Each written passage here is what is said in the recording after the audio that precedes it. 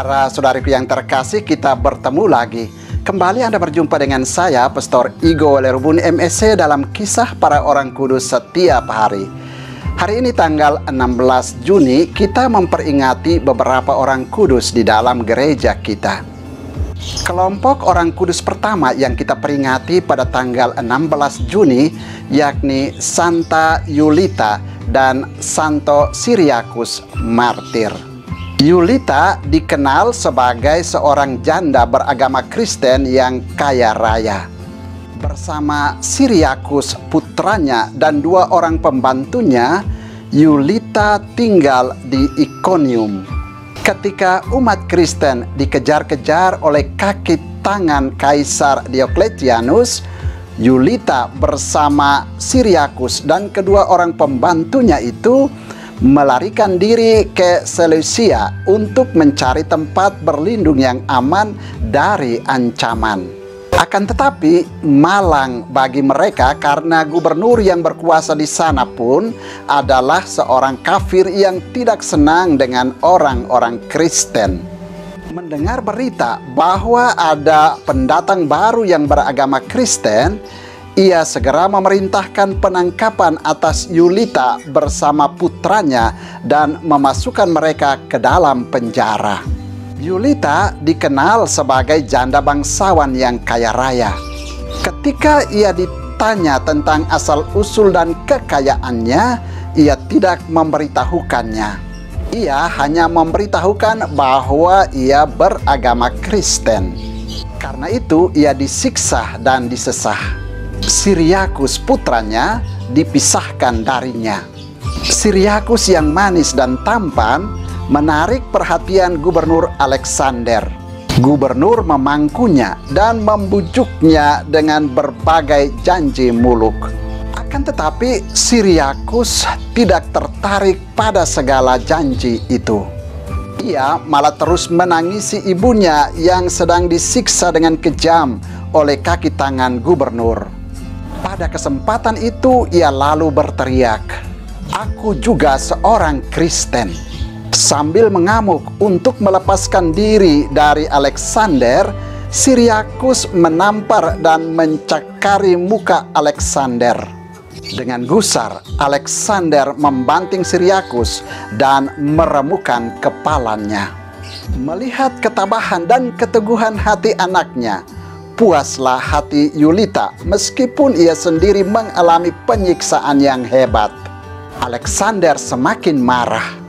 Ia segera memerintahkan para serdadu untuk memenggal kepala Yulita dan Cyriacus. Jenazah mereka dikuburkan di luar kota. Orang kudus kedua yang juga kita peringati pada tanggal 16 Juni, yakni Santa Lutgardis Perawan. Lutgardis lahir di Tongeren, Belgia pada tahun 1182. Ketika memasuki usia muda, orang tuanya mau mengawinkan dia dengan seorang pemuda ksatria. Namun karena alasan tertentu, rencana perkawinan itu tidak terlaksana. Setelah peristiwa itu, orang tuanya memasukkan dia ke asrama suster-suster Benediktin dengan maksud agar Lutgardis tertarik dengan kehidupan biara dan kelak menjadi suster. Akan tetapi Lutgardis yang cantik itu lebih suka bergaul dengan pemuda-pemuda. Pada suatu hari, ia berbincang-bincang dengan seorang pemuda asing yang tidak dikenalnya. Ternyata pemuda itu adalah Tuhan Yesus sendiri. Setelah beberapa lama, Tuhan membuka matanya dan segera ia mengenal siapa sebenarnya pemuda itu. Yesus berkata kepadanya, "Janganlah lagi kau cari bujukan-bujukan cinta yang sia-sia. Lihatlah apa yang harus kau cintai." Lalu Yesus menunjukkan luka-lukanya pada Lutgardis dan segera menghilang. Sejak saat itu Lutgardis dipenuhi rahmat Tuhan. Ia mulai membarui cara hidup dan tingkah lakunya dengan banyak berdoa dan bertapa sesuai permintaan Yesus. Oleh karena ia menginginkan peraturan-peraturan yang keras dan bermaksud menyembunyikan karunia luar biasa yang diberikan kepadanya, ia pindah ke biara Ordo Sistersian pada tahun 1206. Ia memohon dengan sangat kepada Tuhan agar sanak famili dan kenalan-kenalannya melupakan dia. Di biara itu, bahasa pergaulan yang dipakai adalah bahasa Perancis yang tidak dimengerti Lutgardis. Karena itu, ia tidak bisa bergaul sebagaimana biasa dengan kawan-kawannya.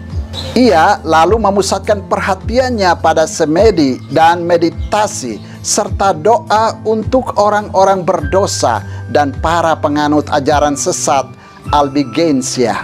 Tuhan menganugerahkan banyak karunia istimewa kepadanya. Di antaranya kemampuan untuk menyembuhkan orang-orang sakit secara ajaib.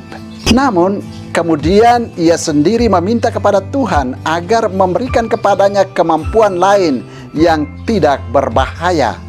Atas pertanyaan Yesus, "Apakah yang kau kehendaki dariku?" Ia menjawab, "Berikanlah padaku hatimu, ya Tuhan." Lalu Tuhan pun memberikan kepadanya kelembutan hatinya yang maha kudus, penuh cinta kasih, sehingga ia pun menjadi seorang suster yang saleh dan suci. 40 tahun lamanya Lutgardis hidup tersembunyi dalam biara. Ia hampir tidak bisa bicara dengan teman-temannya. Yesuslah satu-satunya pendampingnya. 7 tahun terakhir, ia hidup dalam kesepian yang mendalam karena matanya telah menjadi buta. Akhirnya, pada hari Minggu tanggal 16 Juni tahun 1246, sebagaimana telah dikatakannya sendiri 5 tahun sebelumnya, ia meninggal dunia. Saudara, demikianlah orang-orang kudus yang kita peringati pada tanggal 16 Juni, yakni Santa Yulita dan Santo Syriacus martir, dan Santa Lutgardis perawan. Santa Yulita, Santo Syriacus, dan Santa Lutgardis, doakanlah kami. Tuhan memberkati.